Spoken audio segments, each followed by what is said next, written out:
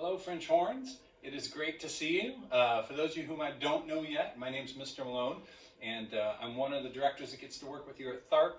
My kind of normal location is Davidson. I teach high school bands up there, and jazz band and marching band. But one of the most exciting things I get to do is come down a couple times a week and work with the beginners at Tharp. So it's always fun because nobody's more excited about the band than the beginners. So I'm really looking forward to working with you guys this year. And we're going to kind of jump into this video here, and it's mainly a review of some of the first things that we've been doing. We're going to talk about how to get a good buzz sound, how to do that on the mouthpiece, putting the instrument together, how to hold the instrument, and then some of our initial stuff from lesson 1A. Okay, so we're going to jump right in here. First off, anytime that we're going to play an instrument, one of the most important things is that we're really always playing with good posture. Okay, so just a quick review of what that means. You want to be up on the edge of your seat. You notice I'm not way back or leaning back or anything like this. I'm sitting up nice and tall. My feet are always flat on the floor. I've got my shoulders back and down like this. There's no tension in anything that I'm doing, okay? And this is really, really important when we're playing an instrument because we want to be able to get all the air that we need to be able to play the instrument properly, okay? So we're going to harp on you about posture quite a bit because it's one of those bad habits you can get into that'll cause you some issues later, okay? Then when we're going to start playing our instrument, the first thing we have to be able to do is make sure we're getting that nice consistent buzzing sound that you guys have been working on. Okay, so the best way I can think of explaining it is if you're riding around on your bike, imagine it's a beautiful summer day, you're riding around, minding your own business, all of a sudden a bug flies in your mouth, and you're like, has that ever happened to you? Just me, maybe? That's awkward. Okay, you get the idea, right? You want to get that bug out real quick, and that's kind of the sound that we make, spitting it out. Buzzing in the mouthpiece is basically the same idea, except we want to learn to control that air a little bit more so it doesn't sound so frantic. So when we're getting ready to buzz our lips, we're going to wet our lips, and then we kind of make the M sound like, you know, Grandma just baked some wonderful chocolate chip cookies, and you're going, That's kind of the sound, the shape of the lips we're going for. We take a big breath in, and we buzz out, okay? Sounds beautiful, right? Let's try it again. Are you ready? And okay, that's our buzz sound. Now, when we do that into a mouthpiece, it really sounds amazing. So we're going to take just our mouthpiece, our little French horn mouthpiece here for a moment. When we hold it, I would like you to hold it with just a thumb and a finger like this. We don't want some death grip on it like this. Couple reasons. One, we never want tension anywhere when we play, okay, and this is giving us tension.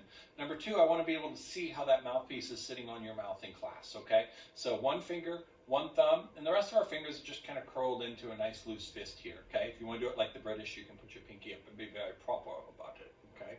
They don't really do this, but it would be funny if they did. All right, so we've got our mouthpiece. We wet our lips. We're going to bring the mouthpiece up to our lips, and on a French horn, you want to think of about a third of the mouthpiece on your lower lip and about 2/3 on the upper lip. So it's not perfectly centered like on many brass instruments. On the French horn, it's actually higher up than it is lower, okay? So I've got more of the mouthpiece on the upper lip than I do on the lower lip, okay? And then when I do that buzz into this, it's going to sound like this.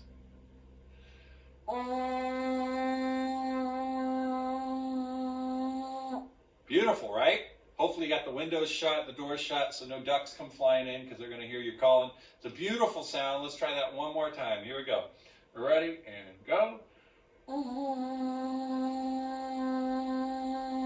And you want to make sure you're taking a nice big breath of air in, and then we'll be able to exhale that air out, okay? So that's the basic idea for the buzzing. Now, on a French horn, as you figured out, you've got 3 little valves that we push down, right? Flute, clarinet, saxophones, you've got all these buttons that we push down, okay? On a French horn, most of the work is done with our embouchure. I just used a big fancy word. Hopefully you guys remember what that means. Embouchure is just a fancy word of saying what you do with your mouth when you play an instrument, okay? So the shape of the mouth. So if you think about your embouchure when you play French horn, it's very important because that's going to control whether we're playing high notes, low notes, and really, really gives us the tools we need to be able to play whatever it is we're going to want to play in the future, okay? So, a couple rules of thumb. If you want to play something low on a brass instrument, typically you want slower air and you want more relaxed embouchure or more relaxed lips. If you want to play something high, you're going to firm up the embouchure, and you're going to play with faster air. Okay, so for example, if I want to play a low note, here's a relaxed embouchure with slower air.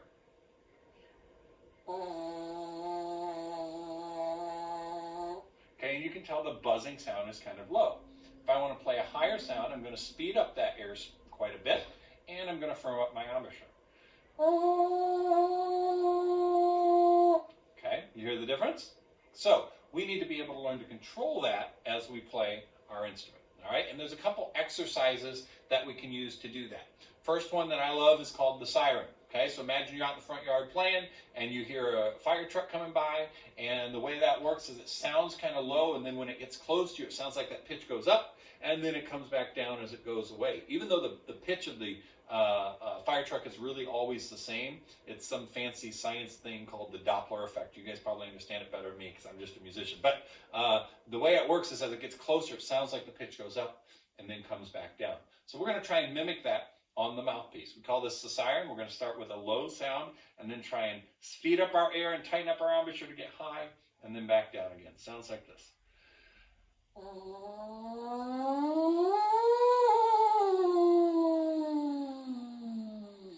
Right? Hopefully you can kind of picture that ambulance or fire truck coming by. Let's try it one more time together.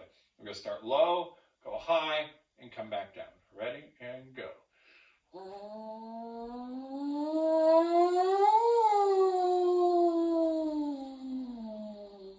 Awesome. Nice job. So that's a great first thing to practice. Another one I love, which is kind of the opposite, I call it the bungee jump. I don't know if any of you have been bungee jumping before, okay? If you have, you're crazy, but good for you, okay? I value my life, so I've not done it. But the way I understand it is you get up at the top of a bridge, and they tie a rubber band around your waist, and they push you off the bridge, and hopefully you go down, and you get to the end of the rubber band, boom, and it bounces you back up, right? So it's high to low, and then back up. Okay, my fear is always, obviously, you get to the bottom, the rubber band, instead of bouncing up, breaks, and right? And that does not sound like my a great time on a Friday night to me. So I won't bungee jump, but if you do it, more power to you. Okay? So here we go. We're going to do the bungee. We're going to start high off the bridge, go down, we get to the bottom, boing, and we're going to bounce back up. Here we go. So we're starting with fast air and firmer embouchure. Ready? And go.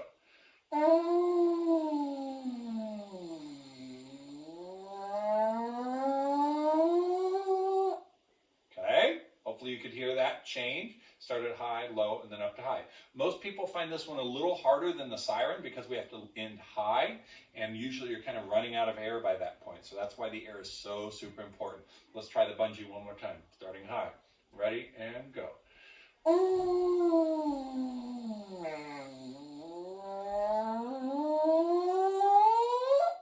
Okay? So we've got our siren, we've got our bungee, and then my personal favorite, one just to kind of mess with a little bit, kind of going up and down. I call it the roller coaster, and it's going to sound like this.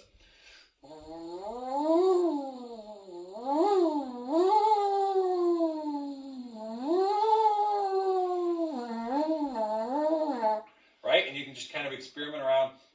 And the bigger the change you can make in pitch, the better. Okay? We don't just want to be going. That's not much of a change. So the more contrast you can make in your pitch as you're doing these exercises, the better off you're going to be. Okay? So that gets you going on the buzzing a little bit. Like I say, most important thing you can be doing right now is spending time with just the mouthpiece. All right? But let's go ahead and move along here to getting the instrument out.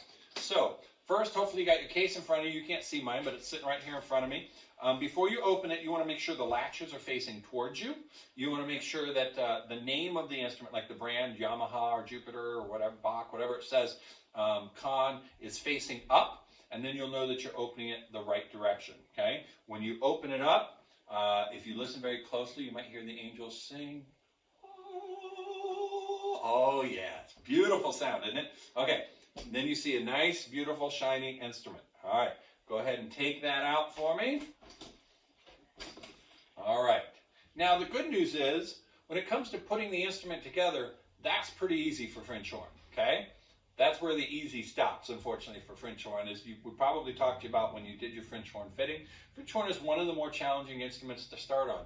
But if you're here, then that means that you tried it and you had some success, and so I have no doubt that you're going to be wonderful at this.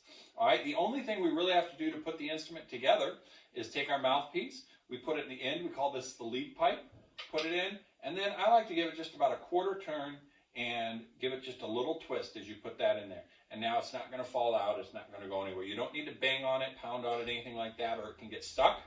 And if it gets stuck, it's a little bit of a pain. Usually one of the band directors can pull it out. We have a tool. You never want to have Dad grab the pliers or the hammer or anything and try and do it, because you can damage it really, really easily. So the other thing you can always do is take it to the music store and they can pull it for you. So if you get into a bind with that, just email Mrs. Brokey and she can help you figure that out. Okay? So now we've got the instrument together. That was pretty easy. We're going to talk about how to hold it.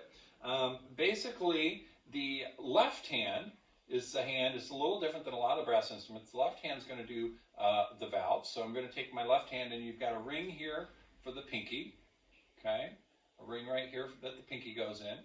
Okay, and then the thumb is going to come around this back side, and you've got a little trigger.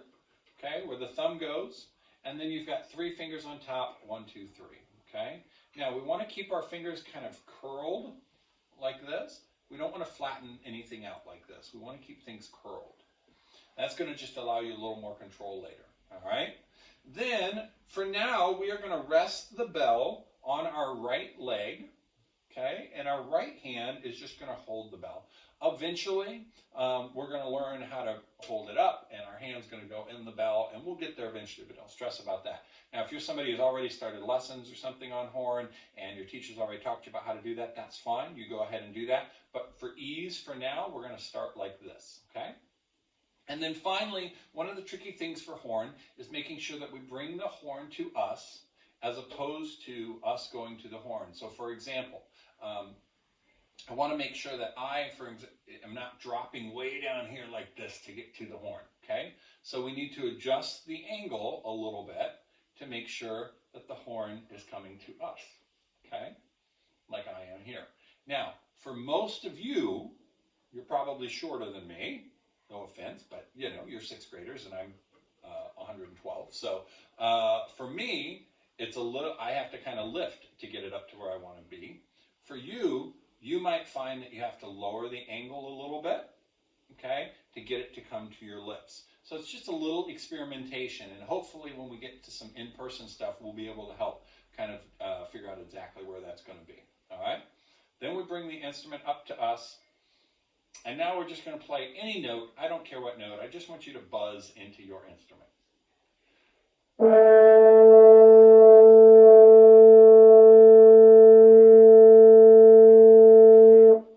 Beautiful, okay? Now let's say we'll call that a middle sound. Now I want to try a lower sound.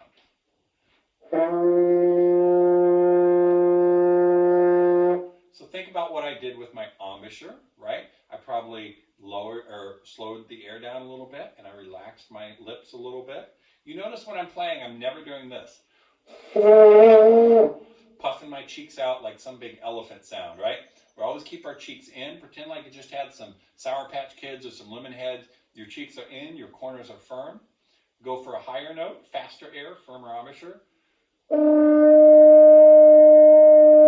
And so without any fingers, I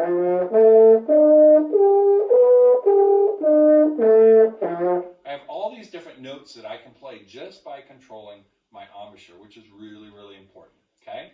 Now, as you're looking at lesson 1A, and before I forget, because I keep forgetting to say these, the code word for you guys for this lesson is pizza, by the way. One of my favorites, good old pepperoni pizza. All right, so pizza is your code word. As we're looking at lesson 1A, there's a review of your embouchure. There's a review of the buzzing exercises. That doesn't list, notice it says the siren, it does not list the bungee and the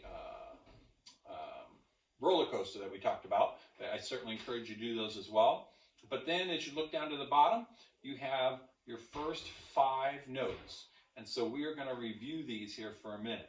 Okay, so first we have our F. The hardest part for horns is being able to match pitch. Okay, so I'm going to find the F, and then I'm going to hold it for a minute to make sure that we are all playing the right pitch, okay? So I like to pull out a tuner to help me with this, just to make sure that I am playing the right pitch to start. So here's my F.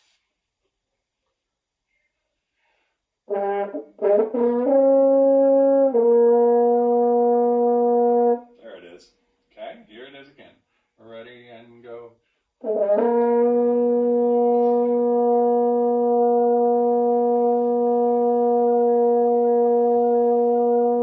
Now as you're playing, you're using your ear to try and figure out, am I too high, am I too low, or am I just right? It's like Goldilocks, right?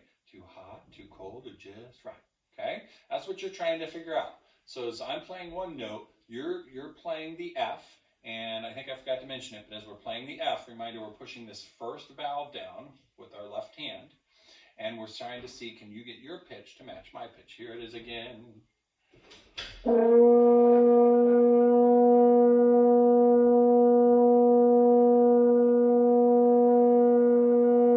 Okay, awesome. Now, I want to go ahead and review these 5 notes. Again, I know you've been talking about them in class. We're just going to go right up the 5-note scale. I'm going to play each note for 4 counts, and I'm going to do 4 counts of rest in between. Just a quick review. We've got our F, which we just did. Then we got no fingers for our G. Then we go to our A, and this is fingers 1 and 2, but we also add that trigger, right? That's what the T's for. So our thumb goes down to help that one. Anytime we get above the note G, basically, we're going to keep our trigger down. Then we got B flat, so the trigger stays down, and then first finger. And then we have C at the top, trigger stays down for the high C. Okay? So here's our F again. And we're going to try this 4 counts each with 4 counts rest in between. And I'm going to go ahead and play my metronome, which is just a little clicker to help us keep a beat.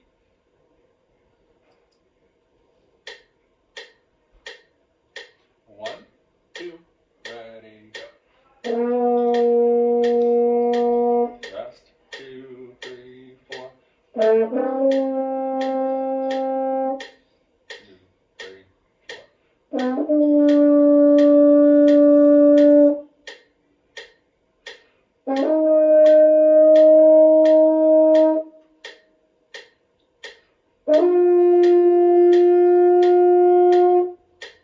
Okay, so there's your first 5 notes.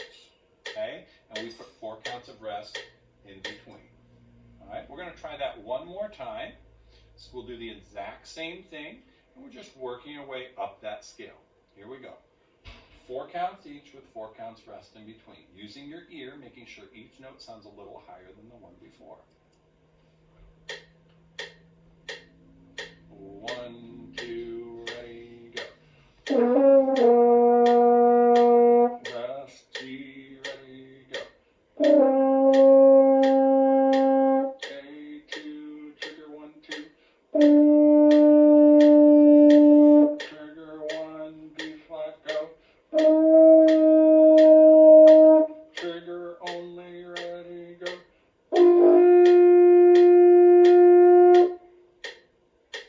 Okay? Now, for some of us, we may not be getting up to that high note yet. That is totally fine. That is okay, and that is normal. Okay? So just keep at it. Practice figuring out what you can get to, and then slowly try and get 1 note higher and kind of make that your challenge. Okay?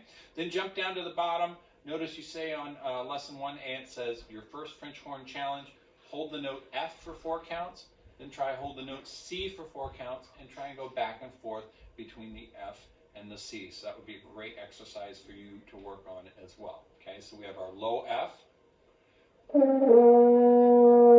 our high C.